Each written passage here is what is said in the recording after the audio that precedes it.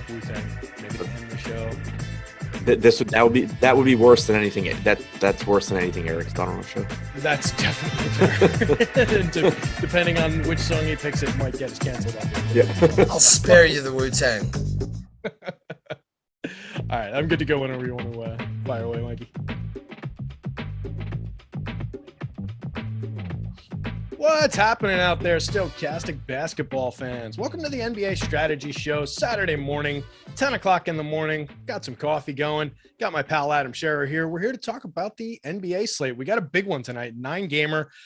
In my typical fashion, we kind of meander through these things and always end up chewing up the most of the clock on like the first 4 games and then have to rush at the end. And that's on like a 6-gamer. So I can't do all that much talking. I'm going to try and temper my gabbing about these different plays and my follow-up questions and all my nonsense. But I do have to tell you guys that we're brought to you by PrizePicks today. We've got some great promos going with them. We're brought to you by BetMGM. We'll mention a promo from them a little bit, but PrizePicks is our presenting sponsor. We've got to talk about the lineup generator a little bit later on, talk about Odd Shopper a little bit later on, but we're going to start us off by hitting the like button, hitting the subscribe for me and for Adam, and most importantly for Mikey Lawrence behind the scenes, who really got us into the mood to get on a show here by rapping Wu-Tang for us behind the scenes. He's not going to do it on the air, unfortunately, no matter how many times you guys hit the like button, but let's get it going anyway and give a bunch of love for Adam here. Adam, what's going on, man? How's your morning going so far?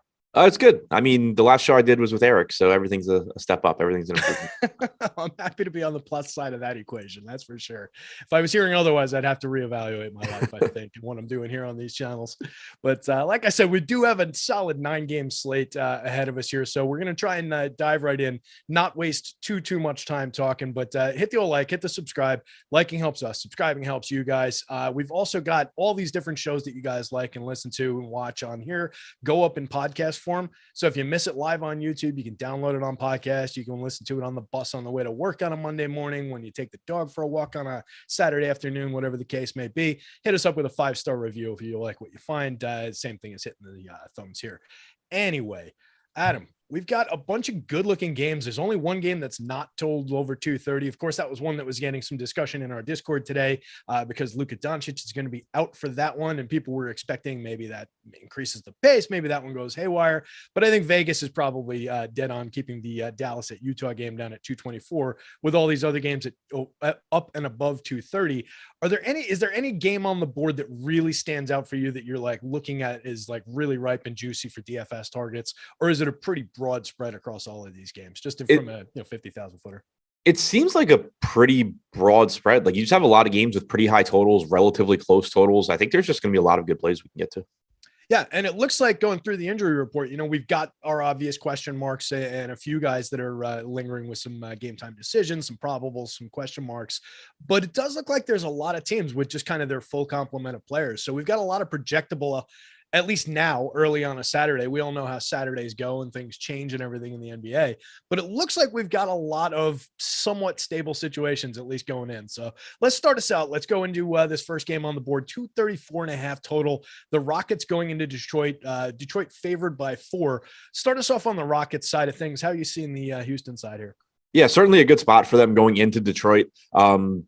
Still no Kevin Porter Jr., no Jalen Green either. So this is going to be a weird one for Houston because you're losing your 2 primary scorers. Obviously, you still have Şengün. The offense should entirely run through him now. It's a matchup against Detroit, so that's kind of the nice part. It's still likely to be just a high-scoring game without much defense. So I think you should get plenty of value here. We have Şengün, 8,800 point, 23% ownership. We know that he gets a bump without Kevin Porter Jr. Should probably see more usage without Jalen Green as well. He's playing big minutes. Last game, you had the blowout loss against Cleveland, so he only played 30 minutes in that game, but that was in 3 quarters. Barring foul trouble, you're just seeing these mid-30s games from Şengün in anything competitive. KJ Martin at 5,200 is going to look pretty good. I'm curious to see what the starting lineup ends up looking like, but Eric Gordon at 4,500, he's actually been productive this year when you take Porter and Green off the floor, which is kind of surprising because I think of Eric Gordon as being incredibly washed at this point. But You do see a bump in usage. You see a bump in production for him. So I think that's a spot to pay attention to. 305 minutes without Porter or Green on the floor. 0.96 DraftKings points per minute for Gordon, but a 26.6% usage rate, 22.4% assist percentage. Basically, that 0.96 DraftKings points per minute would just be a lot higher if he wasn't washed. But, you're still talking about basically a point per minute guy. Sengun's played 160 minutes without them at 1.4 DraftKings points per minute. KJ Martin, 0.86 DraftKings points per minute. He doesn't really change no matter who is or isn't on the floor.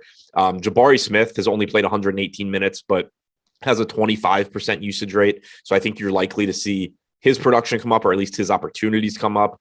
Jayshawn Tate's interesting at 4K because we have seen in the past, not this season, obviously, because he missed a lot of time, but we've seen in the past that Jayshawn Tate really can take over as a playmaker when the primary playmakers are out. And we've seen some massive fantasy games from him in the past under these conditions. So it's a question mark of, how is he going to start? How many minutes is he going to play?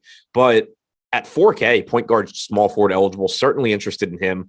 If Josh Christopher starts at 3,200, I think you go back to the well on him. He's played 138 minutes without Porter or Green, 1.02 DraftKings points per minute. He's another capable playmaker. So the starting lineup here is going to tell you a lot. But I think no matter what, Alperen Sengun's going to look good. KJ Martin's going to look like KJ Martin normally does when he starts. And then you can expect a bump in production from guys like Tate, Smith, Christopher, Gordon. Obviously, Tari Eason is a high upside play. I'd be cautious with him. I don't think you should read into his playing time last game because you had Jabari Smith in foul trouble. Smith only played 19 minutes. Tari Eason played 25, including all of the fourth quarter in garbage time. So that was kind of a spot where I think people were sort of on him. We're sort of over projecting him and on him for the wrong reasons. And then they got there anyway.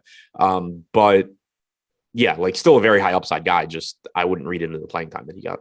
Yeah, just that he got that. The people who played him got that little bailout from the extra minutes in the garbage time there. So yeah, we've got him projected 21.6 minutes tonight. So that is definitely cutting him down a peg for right now. 23 FanDuel point projection, 23 on the DK board, and only single digits optimal, single digits relevant. But everybody else that you talked about definitely hitting the board on both sites. The most relevant guy across both sites for people out there is definitely looking like Sengun, at least at this point. 31% optimal FanDuel, 20% optimal DK, slightly negatively leveraged on DK, more negatively leveraged on FanDuel, but I almost don't care whether the center is going to be that optimal with a 50% boom score probability on a basically 50-point FanDuel projection, 47. I really don't mind that negative leverage there. So I'll get to shares of him. We don't have too much time to go back and forth on it. I don't have a great follow-up out of this one. I think Josh Christopher is a guy to keep our eye on, right? 3,600 FanDuel, cheap on DK as well, and pulling decent optimal rates already with just a 20-minute projection. If we do see him jump into the starting lineup again, he's kind of another guy, another time to just kind of hit the mash button on Josh Christopher again, right? Yeah, just to kind of I guess succinctly wrap up what I was saying, I expect the starting lineup to be Eric Gordon, KJ Martin, Jabari Smith, Alperen Sengun. All of those guys look either good to great. That fifth spot, though, is just going to be key because if it's a 4K Jayshawn Tate, that's a really good sign for his playing time. If it's a $3,200 Josh Christopher, that's a really good sign for his playing time. Both of them are good point per minute guys. If it's Garrison Matthews, then he's cheap and probably playing minutes, but you need to be a lot more cautious because he's just not a good fantasy option. Yeah, absolutely. And his 0.66 FanDuel, 0.67 DK points per minute probably doesn't make that leap that we're seeing out of Eric Gordon's. Eric Gordon's is about the same for the season, but like you were saying, it jumps to about a point per minute when those other guys are out, and he's getting a decent amount of time here. So definitely the more playable of the guys. With the interest of time here, let's jump over to the other side of our first game that we're talking about. Alec Burks, top of the board for Detroit. We saw him nice bust out 35 fantasy points on FanDuel in 30 minutes the other day.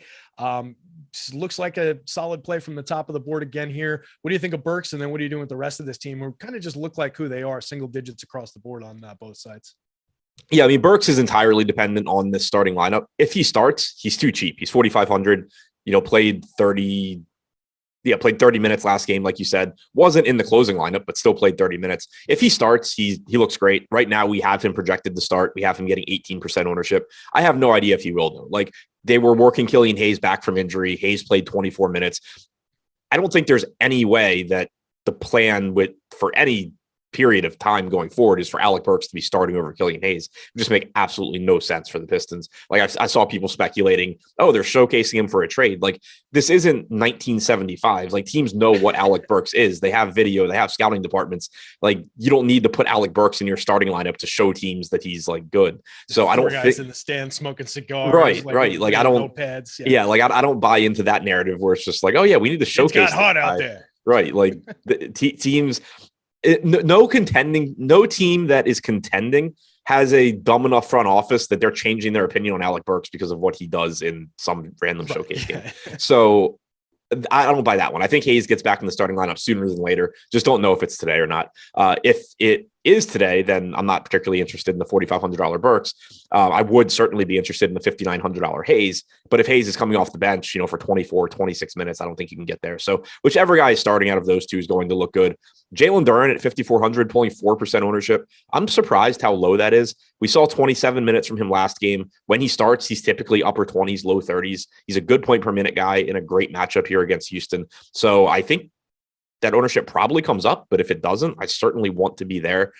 Then you get to Ivy and Bogdanovich, both just reasonable tournament plays. Neither one is very popular. They're both correctly priced, but in a matchup against Houston, just clearly a very, very high ceiling there. And then finally, the final piece of the starting lineup, we saw Saddiq Bey start and play 32 minutes last game. We saw Isaiah Stewart come off the bench.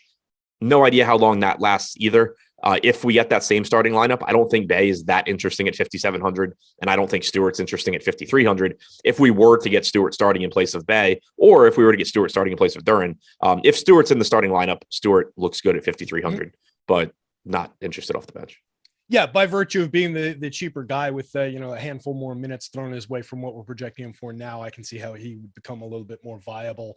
Killian Hayes, who you mentioned, right now we're projecting him 25 minutes, just not really hitting the board on either site. So like you said, that's one where we're keeping our eye on who gets that start. And then the other one I wanted to hit on out of what you ran down there because he's different. Jalen Duren, 6,500 center only on the FanDuel slate, kind of off the board, where he does look like a playable tournament piece on DK, like you were saying. So. And just double check that he's starting. I assume my assumption if Isaiah Stewart moves back into the starting lineup would be that it's for Saddiq Bey. But if it's for Jalen Duren, just don't play Jalen Duren. Yep, makes a lot of sense. Let's jump out of this one. We will move along again in the interest of time. Chicago Bulls, 2.5 point favorites going into Orlando, 230.5 points on the board in this one. I believe the Bulls are mostly healthy as far as their recent pieces and usual stuff. Goran Dragic looks like a game time decision. Everybody else, it's the guys who have been out are out. Everybody else looks like they're full to go. So what are we seeing on Chicago side here? Yeah, and Dragic listed as probable for what it's worth. So I'm assuming that he'll be back. On the Chicago side, I think it's kind of just the usual stuff. You have DeRozan, Vooch, Levine, all priced between 8,500 and 9K on DraftKings. Nobody pulling a ton of ownership because they're pretty much correctly priced, but all three of those guys just give you very high ceilings in a good matchup here against Orlando. Vooch is 4% owned. Because, he is a center, you do get the, high opportunity cost there, but certainly a nice spot to get to him. Levine with shooting guard, small forward eligibility is the easiest to get to from that standpoint. He does project behind Vooch and DeRozan though, but all three of them in tournaments, I think just from the ceiling standpoint makes sense. When you're looking at the value options here, there's nothing to really be excited about. You have Patrick Williams, who is forward eligible, which is nice, playing 30 to 32 minutes, but his salary is up to 4,800.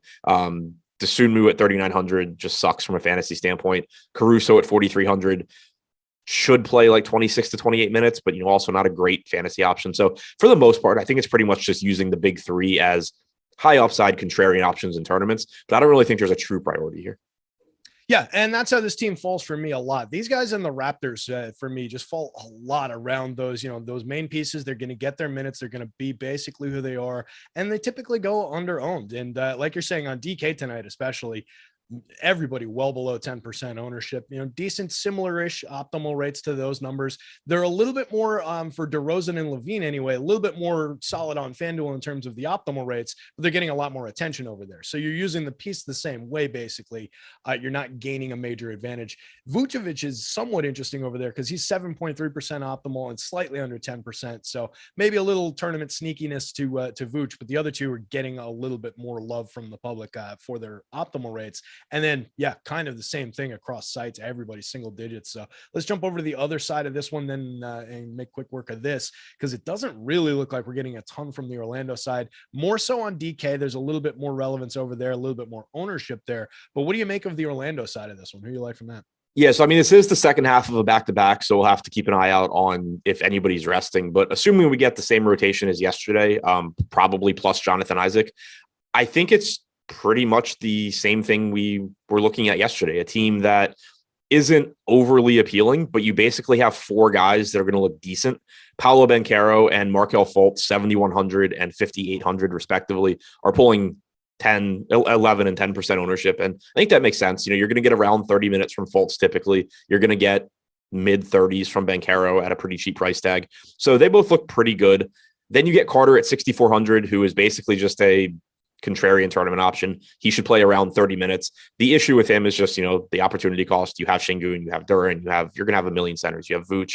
And then Franz Wagner, shooting guard, small forward, 6,700, should give you like 32 to 34 minutes as well. So those four guys, all certainly viable options. Beyond that, I don't think there's much. You got 27, 28 minutes from Cole Anthony yesterday.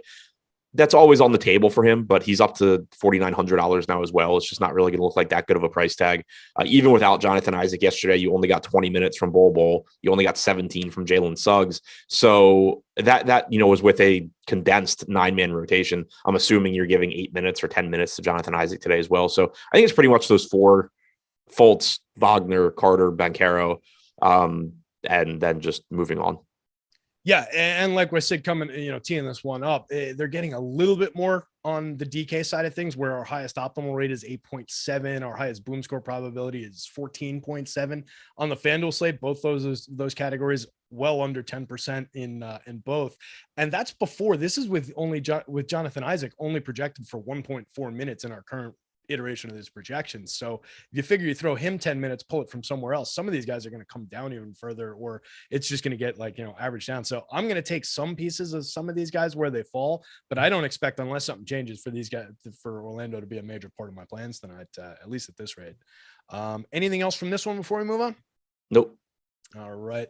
Let's tell everybody out there. This is a good one to tell everybody about. 2 free months of Stokastic Plus Platinum for free. Right there. You guys would want that, right? Now, here's the catch. All you have to do is go over to BetMGM, open up an account over there, make your first deposit, make a paid wager. What's great about that opportunity is BetMGM is offering you guys up to $1,000 of first bet insurance. That's a pretty good deal. That's paid off in site credits. So if you bet $1,000 and you miss, I believe they give you 5 site credits of $200 each, is how EMAC explained it to me, that he got his 1,000 back because he didn't hit on his first bet, but he got to redo it. He got another crack at it, another bite at the apple. So that's what they're offering here over at BetMGM. There's a little bit of stuff we got to tell you guys about, though. The legal age for gambling in most states, if it's legal in your state, the gambling age is probably 21. I don't know. Adam, did you ever have a fake ID when you were a kid? Did you gamble in casinos or anything before you're 21? Actually, no, surprisingly. Oh, wow. That is a surprise. I gambled in Atlantic City when I was, I think 18, maybe 17. We used to go to resorts all the time. Resorts was like our target because it was like the dingiest rundown casino. Right. So we figured they needed the business and they weren't going to card us. And that was before I had a fake ID. Once I got the fake ID, never really got carded, but that's when we started to go around everywhere. But the point of that is, don't do that. Don't be like me. You don't want to end up like me, hosting some, random DFS show online. You don't want to end up like me. Follow the law. The law says 21. That's the law in your state for gambling. If you have a problem gambling, and hey, maybe the guy who's sneaking into the casino does, who knows? Call or text 1-800-GAMBLER if you feel like you've got a problem gambling, or if somebody that you know and you're concerned about them has a problem gambling. With all that in mind, get your first bet insurance over at BetMGM. You can sign up over there using the promo code PLATINUMSUB. That's all one word, all caps, PLATINUMSUB. 2 free months of Stokastic comes along with it. There's a link in the description. Follow that. Go over there. Big MGM button will pop up when you create your account at Stokastic. Just follow the details there. It'll help you get over there and claim all that good stuff. We need to move along here. So let's go to the next game. Los Angeles Clippers going into Atlanta. 1-point dogs for the Clips. 233-point total. Another solid total here. What are we seeing from this one? Are we expecting, I believe this is the second half of a back-to-back for the Clips, is it not? No, they played. They played Thursday. 2 nights. Okay. Yeah. So we have Marcus Morris questionable, Covington and John Wall both out. But other than that, clean injury report for them. So not a I mean, the Marcus Morris piece matters, but other than that, the important pieces are not on the injury report, which is nice. You have Paul George still at $8,700 for unknown reasons. Good spot, 116 implied total for the Clippers. Shooting guard, small forward eligible. He's pulling about 16 to 17% ownership on DraftKings, deservedly so. We have him with an 18% chance of being optimal. He just looks very good. Played 35 minutes in the blowout win over the Spurs the other day. Potentially could have played more. He played a total in the first half of about 20 minutes. So very, very appealing rotation for him. Played the entire second quarter, only sat for 2 minutes and 6 seconds in the first quarter. So certainly like to see that. He's just underpriced here at 8,700. Beyond that, though, I don't think there's a ton to like. Kawhi at 9,800. Obviously, he's Kawhi. He has a ceiling, but that's pretty much a correct price tag on him. It's difficult to advocate for paying $1,100 more for Kawhi than for George, unless you're just simply saying, like, I don't know, I have $1,100 for some reason, and I just want the ownership discount to Kawhi, sure. But it's clearly Paul George in terms of when, factoring in salary. We have Kawhi projected about half a point ahead of Paul George and $1,100 more expensive. Zubats, as usual, interesting in tournaments. He's only about a 0.85 DraftKings point per minute guy with George and Kawhi this year. And, obviously the playing time comes and goes, but for a $5,700 guy with no ownership against a front court in Atlanta that utilizes actual centers, I do think there's a good chance you're getting 30 plus minutes here from Zubats if this game's competitive. But again, it's center. There's a million good low-owned plays. Outside of that, I don't really see much from this team. Downstream impact if Marcus Morris doesn't play? I'm not even really sure. Because Covington's out too. Covington ended up playing 21 minutes last game, but only 5 minutes, 5.5 minutes in the first half. You got 17 minutes from Luke Kennard in his start. If Morris is out, you're probably seeing a little bit it's going to solidify the Batum minutes. He played 26 last game. Norman Powell only played 21. I'm not sure it has that big of a DFS impact. It helps. I think Covington being out, also that's a potential positive for Zubats minutes as well. But if Morris is out too, that probably helps to solidify the Zubats minutes even more. It does give you more Nick Batum minutes. I just don't know how much that even matters at 3,700. Yeah, and it's just kind of being spread across a handful of guys that are all, 0.75, 0.66, 0.78 type fantasy point per minute type guys. So it's not really the most appealing spot in the world like you're getting at there. So yeah, I think, we keep an eyeball on it and see if something weird emerges from it in the projections and the numbers. But as it's playing right now, I agree with that. I would say Kawhi Leonard, a little bit more interesting. He's 9,500 on the FanDuel slate, slight discount from DK, multi-forward eligible. So he's a little bit more optimal over there, basically double the optimal rate. So a little bit more relevant there. But definitely Paul George is the play of the day from the Clip side of things here. What about from the Atlanta side? Trae Young, top of the boards at 8-ish% optimal rate across both sites. Nobody else really shining through for all that much upside or all that much optimal rate, but maybe some ceiling upside with some of these guys. What are we thinking here? Yeah, another pretty interesting team in that there's good plays that just aren't popular. And this goes back to what we were saying at the top of the show, where there's just a ton of appealing games on this slate, a ton of plays that are going to look good. We got Onyeka Okongwu back last game. You still got 27.5 minutes from Clint Capella. He's 5,900, 3% owned. He's certainly in that bucket with Zubats on the other side, where it's just all right, this is a good, Capella, a better point per minute guy than Zubats, likely to play 28 minutes or so. Definitely a ceiling for him there at what is still a reduced price tag. Trae Young pulling about 11% ownership at 9,600 certainly makes sense. Should get around 35 minutes from him. DeJounte Murray's only 8K, pulling 7%. That's fine in tournaments, but as usual, when Trae Young is in, DeJounte Murray's not as appealing. Other than that, not really much for me. I think Young's the guy you get to the most. Capella and Murray are interesting in tournaments. If you need a 5K, forward, DeAndre Hunter is not on the injury report. He's not pulling any ownership. That's fine, but it's certainly not somebody you're targeting. Same can be said for John Collins. You're not getting any backup center minutes now that Okongwu is back. He should play around 30 minutes. He hasn't been a very good point per minute guy this year. Has been producing a little bit better recently, but I think it's pretty much Young, Capella, Murray as the guys that I would expect to get to. Yeah, it's looking like it's kind of breaking down where a smaller slate with fewer options at center and power forward. I might have a little bit more Capella Collins interest here. I'll take shares of them where I get them because they're very low owned. They're positively leveraged. But yeah, nobody I'm really going out of my way for. I think Trae will pop into his solid handful of my lineups, but not a lot else here in terms of the Atlanta side of this one. So let's move on to the next game here. keeping a good pace going. Washington, 4-point dogs going into New Orleans, 230.5 total in this one. We've got Washington, big question mark in this one. Kristaps Porzingis listed as a game time decision, but looks like he's doubtful with an ankle injury. So what do we know about KP? What's the downstream impact, assuming he doesn't play? And what are we looking at from the Washington side? Yeah, so if he doesn't play, it should make Daniel Gafford look better. He's coming off of a game where he actually managed not to foul out, and he played 32.5 minutes. You always run foul risk with him, but if Porzingis is out, and right now we have Porzingis projected out, and you're getting a $4,700 Gafford at 6%, just another low-owned, good, high upside center option.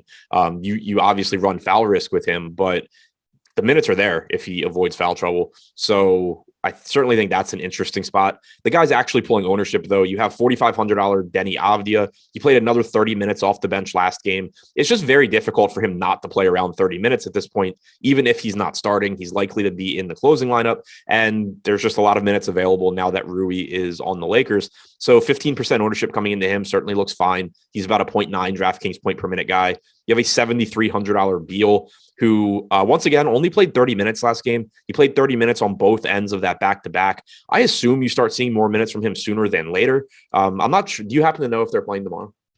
No, not off the top of my head. I can look it up. Because if they're not playing tomorrow, they're not playing tomorrow. I think there's a good chance you get like 32, 33 from Beal just because they're not playing tomorrow. That's not a guarantee, but it does just kind of makes sense to me that would happen. He's 7,300. If Porzingis is out, he certainly looks better. You get more usage as well. $9,100 Kuzma, we know, has about a 30% usage rate without Porzingis. He should play a lot of minutes here coming off of a game against Houston where he played 41 minutes. He's expensive, but probably worth it. So I think those are the main four guys. Like Avdia, Beal, Kuzma are going to be the easiest to get to when you consider positions and price. Gafford as a tournament option makes some sense. If you're going to take shots anywhere else, it's probably, $4,400 DeLon Wright. Probably plays a couple minutes alongside Monte Morris here. Morris at 5,200, 2% owned. Corey Kispert, 3,200, shooting guard, small forward. None of those guys are particularly interesting. But, if you're playing 150 lineups, maybe you get there. But I think it's Avdia, Beal, Kuzma as the guys that you get to the most. Gafford as, a tournament contrarian play. Yeah, and I tell you, this team's somewhat interesting because we see a lot of these teams where, like I mentioned with whoever that was we were talking about just before, where like all those, the Clippers, all those pieces coming off the bench, those ancillary pieces were, 0.66, 0.75 points per minute. We have a number of guys on this team, and most of them are in the starting rotation, don't get me wrong, but we have a number of guys on this team that are productive over and around 1 fantasy point per minute. So there's a lot of solid options from this team, and you can kind of just bounce between the guys that are priced down a little bit. And like, if we're looking at it, you mentioned Gafford because he's 4,700 center only, drawing a little bit of attention over on DK. He's kind of off the board for me on the FanDuel slate because he's center only 5,900. Yeah. But then we get Kyle Kuzma, 8,500 multi-forward eligible, more interesting than over on DK at 9,100 multi-forward eligible to me. So I think there's a lot of mixing and matching that we can do with this team, and the points per minute makes it interesting pieces to be using. Even like a Dylan Wright has some appeal there. What about the other? Even Beal's up to 8K on FanDuel, so like he's fine there, but nowhere near as appealing as 7,300 on DraftKings. I don't think. Yeah, 7,300 is dirt cheap. That is definitely standing out. And 11.9%, or excuse me, 9.7% optimal, 11.9% owned. I do not care. Like, don't make that decision based on negative leverage. Make that decision based on the ceiling of a game where Bradley Beal gets north of 30 minutes, gets 32 and change minutes at that price. That's where we want to make that decision. So I do not care that he's negatively leveraged on that slate at that ownership. What about the other side of this one with New Orleans here? Looks like we had who did we have questionable? It was I think Dyson Daniels is out. Zion obviously still out, but no other real pieces missing on the injury report right now. So what are we seeing from New Orleans here? Yeah, so it makes it kind of a difficult team because you do have Brandon Ingram back. He played 26 minutes last game. Looks like that was by design, kind of just weird rotations for him, shortened rotations, got to 26 minutes. So I'm not expecting full minutes from him. Makes me not interested in him at 7,500, but he is playing enough minutes where it cuts into everybody else. You have an $8,200 McCollum. He actually leads the way on this team at 6% projected ownership. The minutes will be there. If you want to just hope you get a big CJ McCollum game, sure. Like, he'll probably play every minute that Ingram's not on the floor, or most minutes that Ingram's not on the floor. So you're talking about still a nice chunk of minutes where McCollum's out there without Zion and without Ingram, which we know is great. The ceiling is still there, and that price came down a little bit, but Ingram cuts into him enough where I don't think he's the same level of play he would be if Ingram were out. Joval at 7,200. The playing time with him is always a concern, but he has been playing more minutes recently. Played another 29 minutes last game. We saw Larry Nance play a couple minutes alongside him again. That's been happening a little bit more frequently recently. So I think expecting around like 26, 27 minutes from Joval is reasonable. 1% owned. You don't need a lot of him to be over the field, but it is certainly a spot where he could just wreck this Washington front court. Larry Nance, 4K, pulling 2% ownership. Again, it's a cheap price tag. He has been playing a couple minutes alongside Joval. If you wanted to try and get there, a little bit, sure, but like just not anything I'm comfortable with or confident in from this team. Yeah, Nance is another one, looking across the board at the FanDuel slate, 5,300 power forward and center. I don't love it. 4,000 power forward and center on DK. I can get behind it a little bit, 5.2% optimal. But yeah, nobody popping above 10% optimal on either side from this team. I'll get my shares of CJ and move on. And I think we're looking at, last time out, 34.4 minutes, 52 on the FanDuel scoring, 52. Probably in that neighborhood as his ceiling in this current configuration of the lineup, 52, 55, maybe we're pushing 60 in a great spot, but it's kind of capped for upside in this situation with New Orleans. So I think we can move on from this one. I've got a super chat that dropped in here that I definitely want to mention because our pal Guitar Man 24/7 regular in the chat for all the different shows dropped $50 super chat in there. Says, thanks guys. Appreciate you. Put a little ellipsis on there as if there might be something coming after that. So Guitar Man, buddy, if you got questions out here. Oh, now he's saying, let's see, just different bands at different times. There's a shitload of touring bands that are not famous per se. So I guess there's a conversation about bands going on in there. One more last night. Oh, all right. There. He said he made 15K last night. Congrats. That's what we were looking for. That's the key detail, buddy. Congratulations out there, Guitar Man. That's an awesome score. Nicely done. We appreciate the super chat. Keep it coming. And make sure you're tweeting that result out to our Hall of Fame at Stokastic HOF. Get yourself a free month for having come in if you've got our Stokastic logo on your account there. Let's see. We just talked about New Orleans and Washington. Let's talk about our sponsor, our presenting sponsor, our pals, PrizePicks. You can get yet another free month of Stokastic Plus Platinum. So that'll be month number 3. If you've done the other promo that we mentioned before, now you go over to PrizePicks.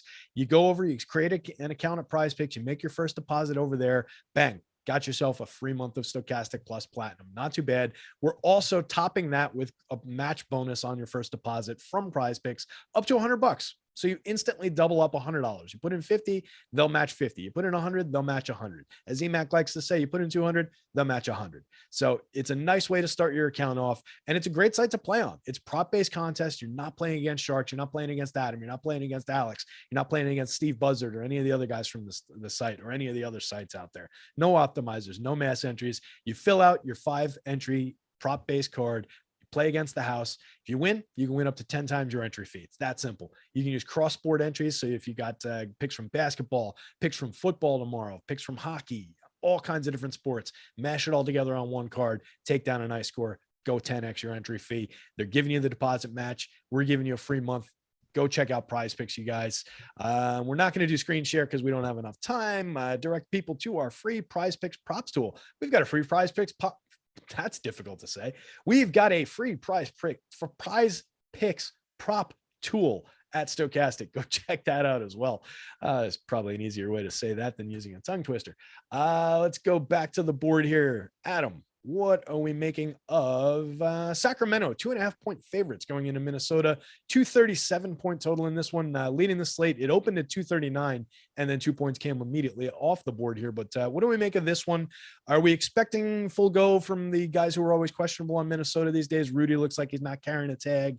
But what do you make of their situation? And then what do you think of the Sacramento side here? Yeah, I mean, we'll have to keep an eye out for Minnesota since they played yesterday. We don't have an injury report yet. Who the hell knows? Play whoever's starting.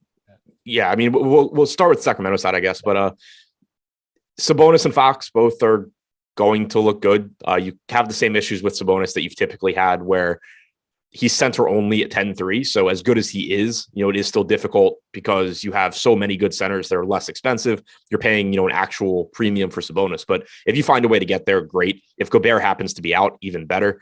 But either way, Sabonis, very, very good, high upside, contrarian tournament option that also is going to require you to sacrifice quite a bit elsewhere in your lineups. De'Aaron Fox, 8,300, pulling 14.5% ownership. That looks good. That's just not really a correct price tag for him in what should be a high scoring game. I think the wings here are pretty interesting as well, though. We're actually not seeing much ownership come into them. And typically, maybe this slate shakes out a little bit differently, but typically getting these like small forward or forward in general type guys in the 5K range has been really useful for building lineups recently. And you have Kevin Huerter likely to play around 32 minutes. You're likely to get like 32 to 34 minutes from Keegan Murray, 5,400 and 5,100 respectively. Huerter in particular, shooting guard, small forward. So even easier to get into lineups. He's 10% owned, but Murray only 3, $5,400 Harrison Barnes also only 3% owned, typically playing mid 30s in minutes. I think any of those guys are kind of interesting ways to just offset some ownership and not sacrifice too much in the way of projection in your tournament lineups. But I think Fox is probably the guy that you're getting to the most here, just because that is a very favorable price tag. You're likely to get low to mid 30s minutes from him, appealing game environment. So yeah, it's kind of a weird spot. Like I love this game, but I also don't love the pricing. I think most of these guys are correctly priced outside of Fox, which makes it a little bit more difficult to say any of them are true priorities. Yeah, Fox at 8,300 across both sites, actually. Same price tag. Definitely some appeal there. 1.21 DK points per minute, 1.18 on the FanDuel side of things. Coming up 18% optimal FanDuel, 12.3 on DK. Getting ownership, but again, another spot. Don't really care that much about ownership.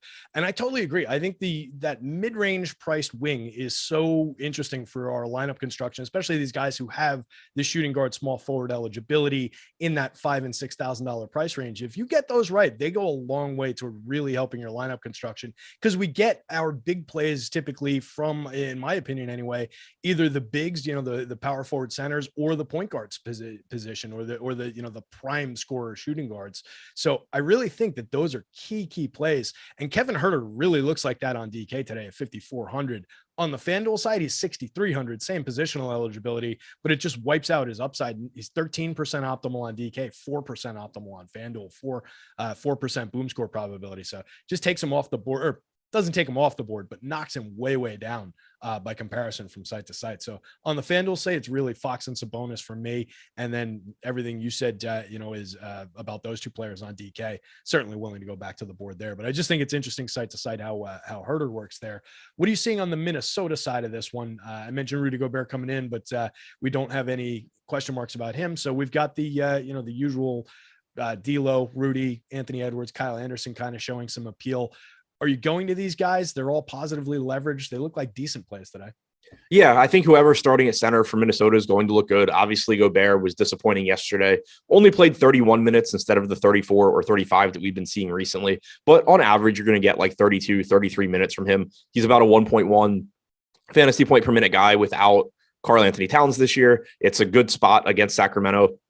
He's still only 6,800. So certainly going right back there at 11% ownership. If he is in, we'll have to wait for the injury report on that. If he's out, Naz Reid's salary did jump from 4,300 to 4,900. I'm still playing a ton of Naz Reid if Gobert is out and Reid is starting. But, obviously to get a little bit more expensive overnight. The other spot to pay attention to with, if Gobert were out, they could go to Nathan Knight. I still assume they go to Reid, but Nathan Knight is 3,400. If he were to start, he's very easily one of the best values on the slate. So like I said, whoever's starting at center, be that Gobert, Reid, Knight, I'm playing a lot of them. Probably more the cheaper they get, but playing a lot regardless. D'Angelo Russell, Anthony Edwards are both going to look good. $6,900 price tag for Russell, $9,400 for Edwards. We got another 37 minutes from Russell yesterday. So whatever that weird stretch of not playing a lot of minutes was for D'Angelo Russell appears to be over. Comfortable going back to him. I think you project him for around 34, 35 minutes. And in competitive games, you're going to get north of that. Anthony Edwards should give you around 36 minutes, assuming that he plays today. 9,400 shooting guard, small forward. He's going to look pretty good. Kyle Anderson just keeps putting up big games at 5,600. We saw a game recently where he was really limited by foul trouble and played like 12 minutes. He played 27 last night, but he was once again hampered by foul trouble as well. He had picked up 2 fouls in the first quarter, but then he picked up Yeah, he picked up 2 fouls in the first quarter. He picked up another foul in the third, and I guess they benched him with 3 fouls, which is just weird and dumb. Yeah, I think he had another foul in here, and it's just not being listed. But yeah, he dealt with some foul trouble that shortened his stint there. Normally, you're going to get like 32 minutes or so from Kyle Anderson. Still just a decent tournament option at 5,600, plenty of upside there. But I think you're basically building around whoever's at center, Russell and Edwards. Yeah, and Anderson, it's worth noting, still put up 43.6 on the FanDuel board, in that 27 minutes. So you get him up to 5 additional minutes on top of that. You're pushing 50 points from. That's a pretty decent little score for 6,500 multi-forward eligible. So yeah, it looks like we've got 4 or 5 relevant pieces from this team going into this one if nothing changes. So definitely one that's going to be a big part of, I think, of everybody's plans. And surprised they're not actually pulling a little bit more popularity with the rates the way they are. It might just be, the fact that there's no real emergent values that everybody's really targeting so far. So yeah, I think this is just, I think this is just like a weird game. It's one of those games where there's a very, very good chance at the end of the night that 1 or 2 guys in this game just put up a score where it's just like, that's good at any salary, any reasonable salary. But like when you're going into the slate, it's just like, yeah, $6,900 D'Angelo Russell's nice, but like you're not going out of your way to get there. $8,300 Fox, like, yeah, he's going to show up in some lineups, but you're not looking at it going like, holy shit, he's cheap. But like this game is likely to be played at such a fast pace with limited defense where you could just very easily get that, 50, 55 fantasy point Fox game or the 65 fantasy point Sabonis game. Like these games where it's just like, yeah, I should have just, gotten there because the price ends up being irrelevant. So, and we'll keep this short, but knowing that I promise not to do this too much, is this a spot then, seeing how it's, potentially going to come through sims and through optimizers, at least early on, is this a spot where you would potentially give something a nudge when you're building lineups in your optimizer of choice, thumbs up somebody or add to projection or something like that, or increase randomness, whatever method you use? Yeah, I personally wouldn't, because the way that I build lineups is going to pretty much account for that. Like, I use randomness. I do pretty much anything I can to account for range of outcomes. So I already have things in place that'll do that. And so I'm not going to just like bump guys on top of that. If you're somebody that like, I don't know other people's processes, but like if you are just building for some reason, like straight off median projections, then yeah, you probably want to do something to account for the fact that there is a lot of volatility here and what could just be a wildly high scoring game. But for me, like I already have that stuff factored in pretty much as I can, I think. Yeah, and I feel like that's that's the person that I'm asking on behalf of, I guess. When I think about the people who ask questions about Fantasy Cruncher that are doing things mostly within Fantasy Cruncher, right? I'm entering 30 lineups, 25 lineups, whatever the case may be. So I built 300 and I'm trying to sort it down just by sorting by median projection. Maybe I delete some by ownership, et cetera, et cetera. For that guy, maybe you do give a couple of these guys a nudge just to make sure you're getting your shares in that mix of 300, 500, whatever you're building. And then you try and whittle it down with it in mind that you've given some guys a nudge. So make sure you're not getting too much of anybody, but maybe you do give it something like that in that. Adam and I don't know Adam's process exactly, but like my process, I'm going to have 3,000 some odd lineups to work with. So I'm just going to have a full share of all these guys anyway, and it'll just go through my sims and my process to decide, similar to what you said. So I'll just land on these guys anyway. But I think the smaller that pool is, the more you might want to give them a nudge. Yeah. And it's definitely, I mean, like, I guess, like thinking back to when I used to hand build lineups, back in the day before I think Fantasy Cruncher even existed, when I would sort of, my process was always to kind of just go like bottom up and, start with the best value and then basically just try and build what I thought was like the optimal lineup, I guess, basically. But then I would try and find spots where it was like, all right, well, I think this point guard has a similar ceiling to this guy that I think is going to be a lot more popular. That's where I think, like, if you're hand building, for example, you want to be thinking about this game where it's just like, okay, I don't know off the top of my head what 5K Ford is getting a lot of ownership, but maybe I can make him Kyle Anderson and hope that this game like just shoots out. Or, maybe I can make some other popular player into like, maybe, I can 2v2 and get up to Domantas Sabonis and, lower, move down off of the like player that I'm least confident in the optimal lineup, like just stuff like that, like paying attention to like how high the ceiling for these guys really is. Yeah, so to put it in, to put a bow on it, like if you're reaching into your pocket for a guy, that's probably the first game you're going to. That's the first one, whichever position. If you just want a pivot point, there's a lot of low owned upside for this one. So I think it's for me, it would be the first one I reach to, and if I'm reaching into my pocket for a guy. Let's move on. We've got Phoenix going into San Antonio. I almost said Sacramento. Phoenix favored by 5.5 going into San Antonio. 231.5 point total in this one. We've got Booker still out for Phoenix, and then all the other Payne and Shamet still out, Crowder still out. So what are we seeing on the Phoenix side of things? Anything that you're keeping your eye on, and any big values? Yeah, so on the Phoenix side, they've been healthier recently. They still are missing Devin Booker, but Chris Paul's been playing huge minutes. That's the thing that has really stood out recently.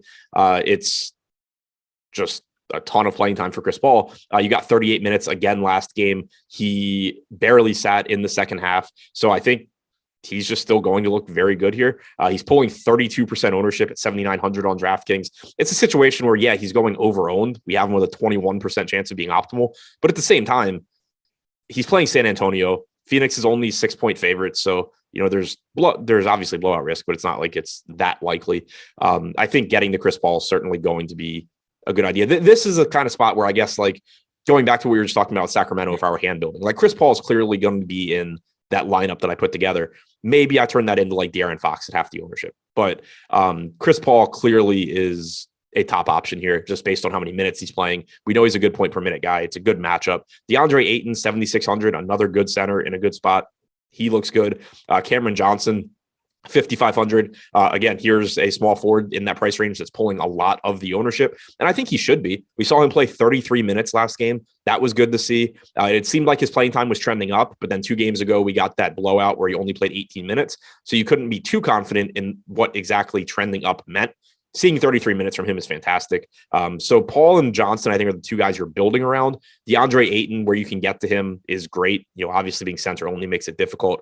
Mikal Bridges should still play big minutes, can clearly run into a big game against the Spurs, but more of a secondary option. But I think Paul and Cam Johnson are the priorities, both going a little bit over-owned, but also both just clearly top options. Ayton and Bridges are your contrarian tournament options.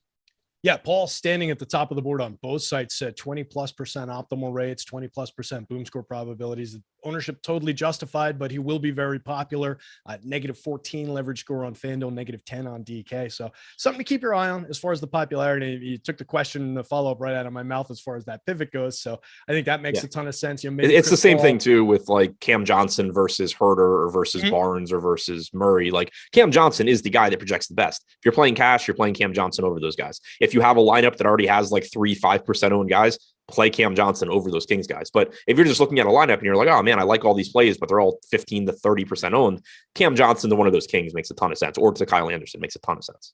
Yeah, and that's a situation where like I'm just looking for, hey, I can get to an equivalently price guy, or if you're dropping down in salary, just make sure you're doing something wise with that money. If you get a chunk of salary, like a lot of people just use that global swap and just bang, all right, this guy's in now and that other guy's out, and I'm good. Take the time to see what else that can buy you. It makes a lot of sense when you're making some of those pivots. So don't just do it in a vacuum where it's a 1-for-1 swap. Think through the entire combination in the lineup.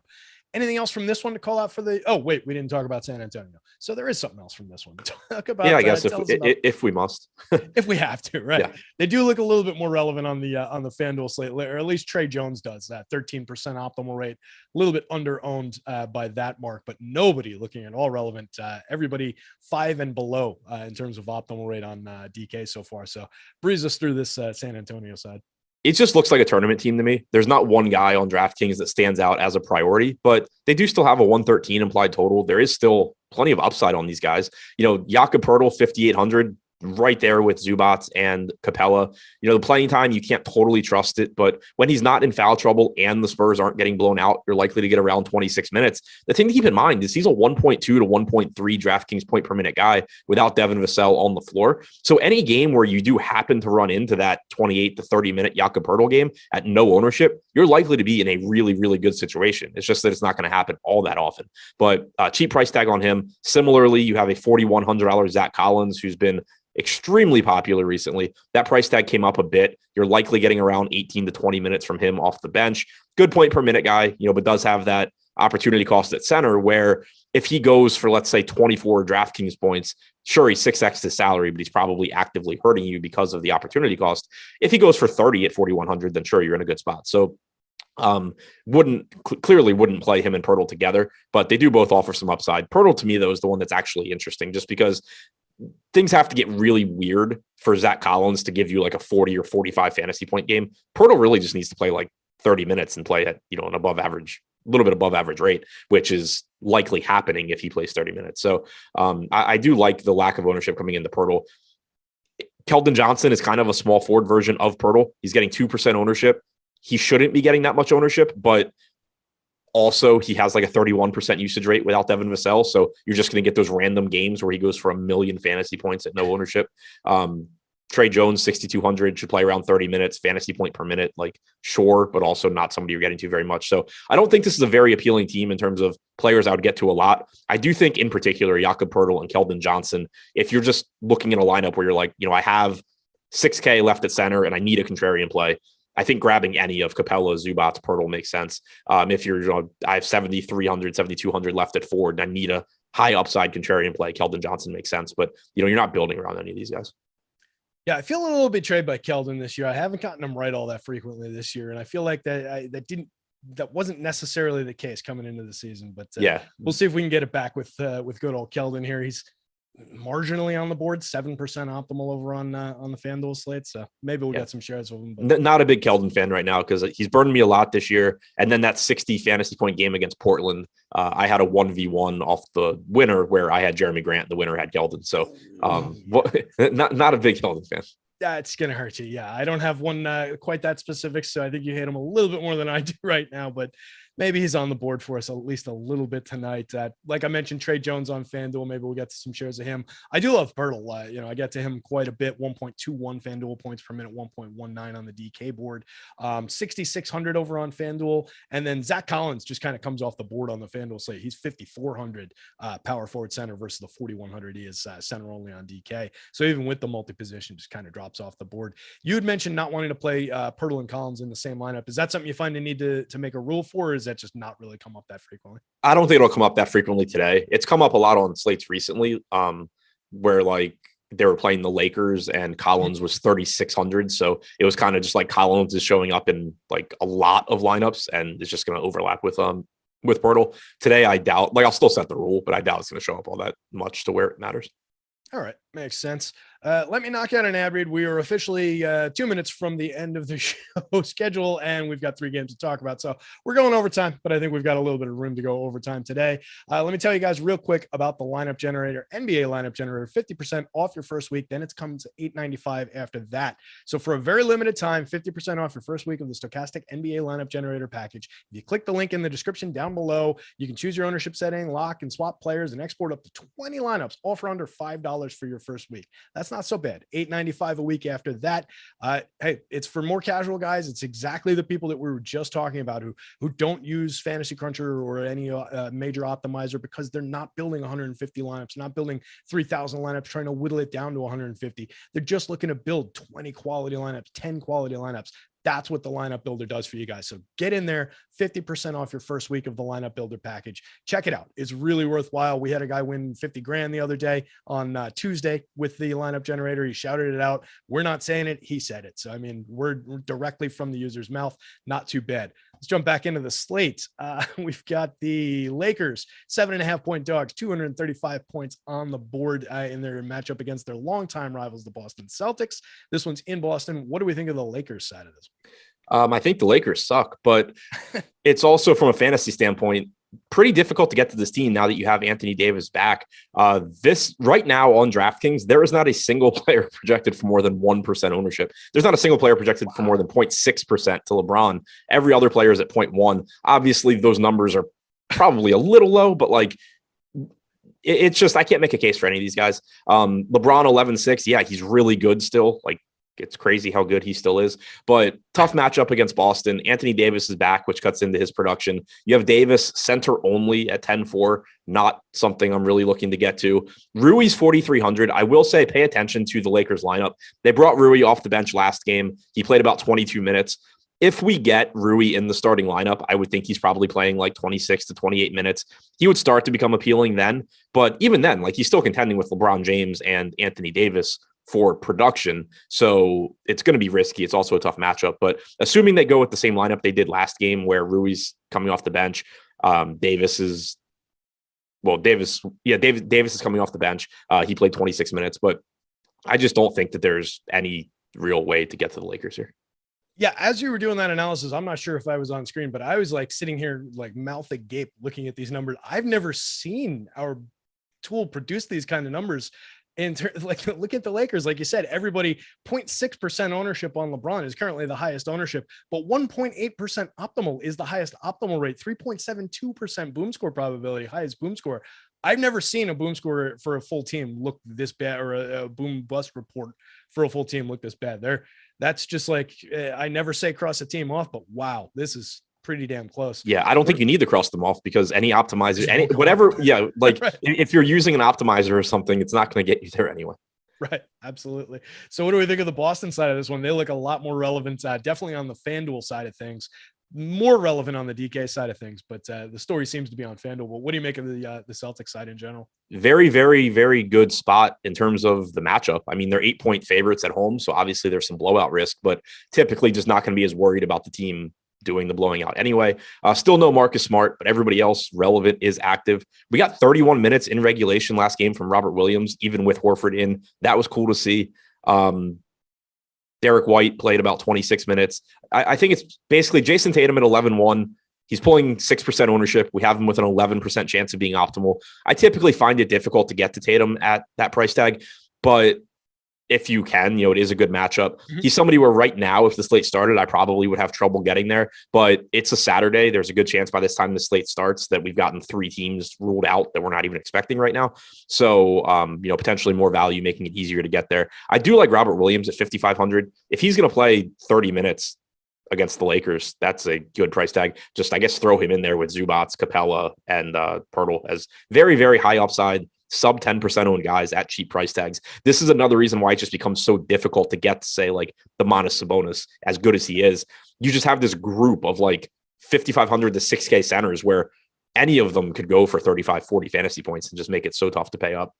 Jaylen Brown, probably my favorite Boston guy. It's probably either Williams or Brown as far as my favorite Boston guys to get to. But the fact that Brown has shooting guard, small forward eligibility at 9,200, and he's also only 6% owned makes him very, very interesting.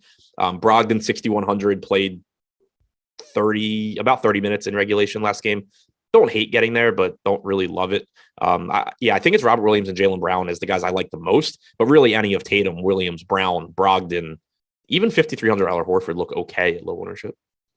Yeah, for sure. And it's really, the ownership is really appealing on the DK slate. You're getting positive leverage out of all those guys, and the upside of everybody that you name there. And then you look across the board on FanDuel, they're a little bit more popular, or significantly more popular, but they're pulling, Jaylen Brown, 16.8% optimal, 23% boom, Robert Williams, 17% optimal, big boom score. So a lot of upside, a lot of appeal there, but we don't have all that much time to continue talking about it. Let's move on to the next game because we're running through the schedule here. Dallas Mavericks, this is a talking point. They're going to be without Luka Doncic going into this one. 7.5 point dogs going into Utah. We talked about it at the top of the show. Lowest total on the board by a pretty solid handful of points at 224. What do you make of the Dallas side of this one? Spencer Dinwiddie, obviously the prime talking point, but what else from Dallas? And then, tell us about Dinwiddie, obviously. Yeah, I mean, here's where all of the ownership is coming in, and it really should be. Like, the thing is, you also don't have Christian Wood. So Dallas is a team that basically has 2 high usage guys and then a third guy in Dinwiddie that is just a true beta, but ends up stepping up when those guys are out. So it's just, I mean, it should be the Spencer Dinwiddie show here. 1.3 DraftKings points per minute in 195 minutes without Wood or Doncic this year. 34.5% usage rate. 46.2% assist percentage. It blows my mind how this guy is just non-existent when he shares the floor with Luka, or going back to Washington when he shared the floor with Beal. But then he just turns into a star when he doesn't have any competent teammates. But he's just going to look great here. 7,400. The price tag jumped $1,000 from last time out. Doesn't matter. Just Dinwiddie looks great. The only argument against him is that nearly half the field is going to have him. And, obviously he's going to fail a decent percent of the time, but he looks great. Josh Green at 3,600 should play a bunch of minutes. He's 32% owned. Not the best point per minute guy, but we saw him play 32 minutes last game. Overall this year, he's played 132 minutes without Wood or Luka on the floor. 0.79 DraftKings points per minute. Certainly should get it done at 3,600. Dwight Powell playing more minutes without Wood and Kleba. Now you have just a thin rotation in general, Luka being out. So, should get north of 30 minutes from Powell. He's 3,800, pulling 52% ownership. That scares me simply because on DraftKings, he's center only. And it goes back to what we were saying about Zach Collins. Like, if Dwight Powell goes and gets you like 24 DraftKings points, it's going to be good value, but it's also probably going to hurt your lineup. But the thing is that with the minutes that he's likely to play and him being a fantasy point per minute guy in 138 minutes without Wood or Doncic, he just projects for, we haven't projected for 29.2 DraftKings points at 3,800. That's just tough to get away from. Dorian Finney-Smith, 4,400. Not a good point per minute guy, but 96 minutes this year without Wood and Doncic, 0.77 DraftKings points per minute compared to his 0.6 DraftKings points per minute overall. So he certainly looks better. Tim Hardaway Jr., 25% usage rate without Wood and Doncic, 5,900. The best player in the league. Right, yeah. Don't know why I'm blanking on his name. So all five of those guys are pulling a ton of ownership. All five of them should be. It's a situation sort of like we've seen with Cleveland with Donovan Mitchell out, where you want to be paying attention to the individual lineups that you're making in large field tournaments. You're going to need to offset this ownership somewhere. You're probably, you're not going to just be jamming all of these guys in together. But if you're playing like 150 lineups and thinking about it in terms of overall exposure, that doesn't mean that you have to be going into this slate saying, oh, I'm fading Spencer Dinwiddie or I'm fading Dwight Powell or whatever. Like, you can still get a lot of these guys just within individual lineups. Make sure you're balancing out with a couple of low-owned guys. Beyond those five, I don't think there's a ton to like. Reggie Bullock at 3,200. It's Reggie Bullock. Like, if you want to try and get lucky, sure. He is probably cheaper than he should be, and he's not pulling any ownership. He played 31 minutes last game. It's a spot where, like, Josh Green certainly is a better play than Reggie Bullock, but Josh Green's getting 10 times the ownership. In a given lineup here and there, play some Reggie Bullock if you need a low-owned guy. He's going to beat Josh Green more than 1 in 10 times. Yeah, and it's not like you're blowing your head off going from a 0.66 FanDuel point per minute guy to a 0.49 FanDuel point per minute guy. Like, we're just rolling some dice trying to find an upside game where, Reggie Bullock went out there and hit 5 threes for us or whatever, whatever the hell he did. But watching the game, Josh Green, certainly a more exciting player. I had a chaser with him in it the other day and could have used another dozen or so FanDuel points out of him and probably would have gotten home. But you watch him, he steals the ball, runs the length of the court, and then throws it down against 2 defenders who are running back to try and stop him. And like, you think, why isn't this kid better? Why isn't he producing more? And I'm not sure what the answer to that is, but we'll have another bite at the apple for him tonight for sure, because he's definitely going to be relevant across both sites. But yeah, we're pushing 20+% optimal rates for all 5 of those guys you were focused on both sites, 30% for Dinwiddie and Powell. So definitely a lot of value from the Dallas side, however we're slicing it. What about the Utah side of things? Jordan Clarkson, Larry Markkinen, a little bit of Mike Conley maybe. A lot of guys showing a little bit of value on the FanDuel slate. Again, not as much on DK, but what do we make of the Utah side here? Yeah, I mean, obviously not nearly as appealing as Dallas, but not particularly appealing in general. Still a decent spot to get to in tournaments, but I just view them like a lot of these other teams where, Markkanen's price tag is coming down. He's 8,600. He is incredibly good and I think should be starting over Zion, but still makes it difficult to pay 8,600 for him, on this particular slate. He's pulling 7% ownership. You have a little bit of ownership coming into Conley and Clarkson, but there's just nothing that looks all that appealing to me from the Utah side. You can throw Kessler into that mix of 5,500 to 6K centers that have massive ceilings as well, but clearly not any sort of a priority. Yep, and that's kind of how they're aligning in the tools. They, just kind of look like who they are. And I'll take some shares of who I get. I'll take a little bit more Conley maybe on the FanDuel slate. He's pulling a nice little 4.2 leverage score, 12% optimal, 8% owned. So not a lot of love there. So maybe a little bit more interesting for tournaments on FanDuel. But I want to pivot our conversation real quick before we wrap up this last game. I think, Adam Scherer, you are uniquely qualified to answer this question from Avi Scherer, who dropped a $50 super chat into chat here. He says, I came in 15th on FanDuel out of 32,000 entries. I needed Duarte over LeVert. I also came in 2nd and 11th out of 37,000 entries last week. Is there any way that you can talk about fantasy tilt? I'm tilted right now. I should have won a Hummer last night. I don't know if he means the car or the other version. I wanted to get to Duarte. What do you think? How do you manage tilts? How do you manage expectations, results, outcomes, downswings, all of that stuff, Adam? And when you don't win a Hummer, what happens? I want to meet the girl where they cost $50K. But no, maybe I mean, it's just having one. Like, it doesn't matter how much money. It's just you wanted to, right. Yeah, true. No, but I mean, I think it's one of those, for one, like with experience, you kind of just get dead to it. Like it sucks whenever that, like, you get close and don't win, with how top heavy things are, like, for sure. But I mean, for one, it's just, you kind of just get numb to it. But I think also just trying to keep in mind that, like, because there's always a tendency to be like, oh, well, if this had just gone my way or, whatever, I would have won. Whenever you get close, you got super lucky in like multiple spots, just by definition. You had a lot of things break your way. So I think it kind of helps to like just focus on the things that went your way. And, it always helps me when it's just like, oh, well, if this guy didn't foul out, I would have won. But then, like, I can look and be like, oh, well, this guy on this team, did get in foul trouble and my guy benefited. So I can't really be that. You just have to get so lucky to be even near the top of a tournament. I think just sort of focusing on that helps. But yeah, I mean, there's no like great answer for it. It just sucks. Yeah. I mean, look, it's, it comes down to partly whatever helps you calm down in a argument with some guy on the bus, right? If you're a person who comes home and meditates or smokes some weed or whatever it is, like whatever your relaxation technique of choice is.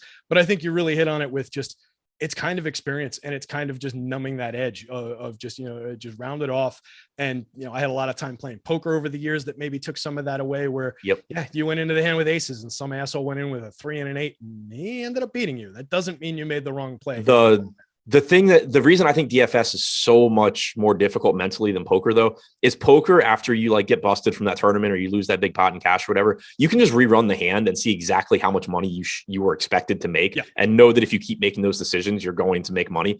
In DFS, in large field tournaments, it's just like, oh, I came in 4th. I have no idea if I'm a good tournament, like if I'm a winning tournament player or not. I'm going to assume that I am, and that, I just got unlucky and I'll run better next time. But maybe that's the closest I ever get, or, the closest I get for the next 2 years. Like, that's the thing, is you can't like rerun it and just like immediately know if you were, in the black or not, theoretically. Right. Was this decision correct? Was this decision plus EV? And yeah, it's just, the track is definitely a lot easier to see as far as poker. And as far as like, I think I saw him mention that he was debating between Duarte and Levert. Like, that's a spot too where, like, I don't know what your individual lineup was, but whenever I see something like that, I'll go back. Like I mentioned earlier, the 1v1 that I had with Keldon Johnson and Jeremy Grant.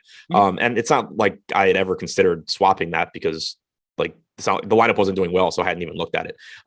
But like I went back and I looked and I was like, okay, I had Keldon Johnson projected 1.5 points ahead of Jeremy Grant. Like, I don't think I made some massive mistake by having Jeremy Grant in that lineup. It's just, randomness worked out that way. But it's not like I played somebody like 5 points behind him. So I would go back when you're kind of beating yourself up over a 1v1 like that, go back and it's like, all right, did I have Levert and Duarte projected similarly? If you had Levert ahead of Duarte, which I think everybody probably did, then you really can't be too mad at yourself. The other thing is like, pay attention to the ownership of that lineup. If it was a lineup where like you just had straight chalk throughout it, then maybe you could be like, oh, I should have gone to Duarte. But even then, like, him being low owned, it's not like it gets you extra fantasy points. It doesn't. The reason you would go to him isn't, oh, I thought he was going to beat Levert. So like, it's kind of, as long as the guys are projected similarly, I think you kind of just have to accept that it's variance, and you can't know the future.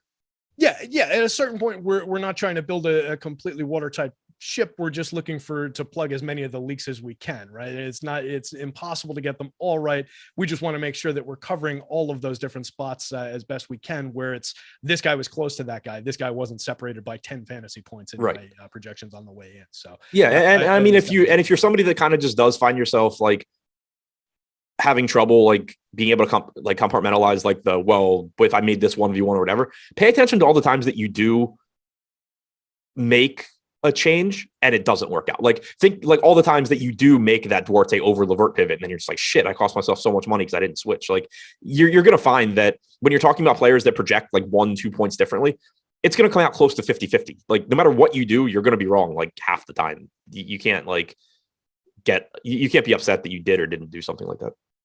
Yeah, absolutely. And it just becomes a matter of, understanding how that process works and then just repeating it so much that you just become numb to those decisions after a while, and it just doesn't matter. Let's move on to this last game on the board here, and we'll get the people out of here and go about their day. I need a nap. I've been up all night. Toronto Raptors, 5-point dogs going into Portland, 232.5 points on the board here. What do we make of this Toronto team? Lots of minutes for these guys, as usual. We did see a lot of Precious Achiuwa again last night, which was interesting. He played 36 minutes. We had OG Anunoby get injured, so that's something we have to keep an eye on here. We don't have an injury report for them yet, but if Anunoby is out, you're probably going to be getting Precious Achiuwa in the starting lineup, which is going to make him look like a solid value option at 4,400. Right now, we have Anunoby projected out. We have Achiuwa pulling 27% ownership. This is why you're seeing such low ownership on these high upside $5,500 centers, is you have these two just clear cut values in Achiuwa and Powell, and then you just have, a bunch of good centers. So that's why that ownership shaking out like that. Pascal Siakam's a victim of that. 9,700. If you can get there, great, but it's going to be tough. On FanDuel should be easier where he's power forward eligible. Fred VanVleet at 8,100, pulling 16% ownership is going to look good. Chris Boucher, 3,600. Not entirely sure why he's getting 11% ownership here. Even in the second half without Anunoby yesterday, he only played about 7 minutes. So I think that the ceiling is there for a $3,600 Boucher, but I'm certainly not comfortable with him. 6,600 for Trent, 7,700 for Barnes, both reasonable plays in terms of upside. But I think the priorities here are likely to be VanVleet and Achiuwa, assuming that Anunoby doesn't play. Yeah, and just looking at our numbers right now, do you expect the Achiuwa ownership to go up as we approach lock, assuming we get OG is out and the slate's going to break the way we're expecting, or do you think it's going to stay this way? Because he's looking really, really positively leveraged for someone who's not optimal right now. It's just hard for me to imagine it getting that much higher because you have Dwight Powell. Like maybe if you get Achiuwa starting, I guess what probably happens if you get Achiuwa named the starter, you see the gap between 51% Powell and 27% Achiuwa close to where it's like, just 40 to 30 or 40 to 32, something like that. It's just hard for me to think that you're getting a lot more combined ownership from Powell and Achiuwa when they're already combining for like 75% of a possible 200 on a slate that has a lot of good centers outside of them. Yeah, that makes a lot of sense. I can see that gap closing as we get that news. And then just looking at Chris Boucher, completely off the board for anybody playing on FanDuel. He is $5,400 for some reason on the FanDuel slate today at center and power forward versus the $3,600 that you were talking about him on DK. So important note there for our FanDuel fans. Last team to talk about here, the Portland Trailblazers. Dame Lillard, top of the board in terms of median projection, top of the board in terms of optimal rate on DK. Anthony Simons, Jeremy Grant outpacing him in terms of optimal rate over on the FanDuel slate. What do you like from Portland here? Always Dame. That just goes without saying. You have, these pay down center options available, which can make it pretty easy to pay up for Dame at 10-5. Obviously a massive ceiling, and he just seems to be in one of his grooves that he gets into every year. Obviously, that's not predictive of what he's going to do today, but he's playing out of his mind right now. 10-5, certainly happy to get to him, only pulling 10% ownership. Simons and Grant are cheap at 6,300 and 6,100. They take a hit with Lillard back, but they're just really cheap and playing big minutes. Nurkic in tournaments, again, he's a high upside center. He is questionable. If he is out, then you get a $3,700 Eubanks as another value center option. But if Nurkic is in, he's just another high upside mid-range center that's going to be difficult to get to because of the value at the position and the sheer number of good centers. Josh Hart, also questionable. If he's out, you're probably getting a Nas Little start at 3,500, which would give you some wing value, which would be nice. But right now, if we assume Nurkic is in, we assume Hart is in, I think Dame is the guy I want to get to the most. Obviously, he's expensive. Simons and Grant are a little bit underpriced as well. Yep, Dame's the guy I want to go out of my way for, but I will definitely take shares of Simons. I'll take shares of Grant on the FanDuel slate where they're coming up a little bit more optimal. Just, price play over there. It looks like 6,400 a piece for those guys. Multi-position on Simons. So I like getting there. I think that's going to probably wrap us up. I don't see any really important things to touch on follow-up wise there. So killer job, Adam. Tell the people where to find you. You can find me on Twitter at ShipMyMoneyDFS. There he goes. And that was your strategy show for today, gang. So let me tell you a little bit about on the way out the door here, Odd Shopper. Don't forget to check out Odd Shopper. It's got everything you need to make sure you're maximizing your profits when you're making bets. You can shop bets, create your parlay using our parlay builder, find arbitrage opportunities, spelled with 2 A's here for some reason. And of course, most importantly, you can shop bets to find the best price available. More important than that, in my opinion, come back later on today, 1 o'clock to 2 o'clock, NFL strategy show. We've got Chris Spags. We've got Neil Orfield. 2 to 2:30, we got the No House Advantage NFL show with Petey McCarthy and Neil Orfield. And then I will be back after my nap, 6 to 7:30. I'll be joined by Matt LaMarca for the NBA Live Before Lock show later on. So make sure you're coming back for that. Check out our presenting sponsor, PrizePicks. Check out the NBA lineup generator for half off and $1,000 bet insurance over at BetMGM on your first bet. I'm Terry McBride. I'll catch you later in the day. Good luck, gang.